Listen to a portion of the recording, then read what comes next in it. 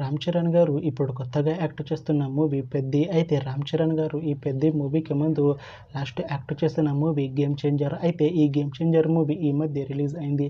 అయితే game changer మూవీతో రామ్ చరణ్ గారికి ఒక మంచి హిట్ వచ్చింది. అయితే రామ్ చరణ్ గారు గేమ్ చేంజర్ మూవీ రిలీజ్ తర్వాత కాస్త టైం గ్యాప్ తీసుకొని ఇప్పుడు మళ్ళీ ఈ పెద్ది మూవీలో యాక్ట్ చేస్తున్నారు రామ్ చరణ్ గారు. చూడాలి రామ్ చరణ్ గారికి ఈ పెద్ది మూవీతో కూడా ఇంకొక మంచి హిట్ తనకి వస్తుందా లేదా అనేది మనం ఈ పెద్ది మూవీ రిలీజ్ అయ్యాక చూడాలి.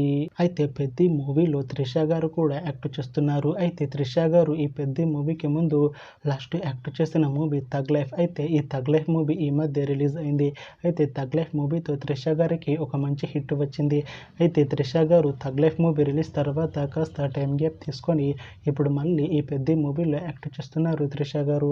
చూడాలి త్రిష గారికి ఈ పెద్ది మూవీతో కూడా ఇంకొక మంచి హిట్ తనకి వస్తుందా లేదా అనేది మనం ఈ పెద్ది మూవీ రిలీజ్ అయ్యాక చూడాలి.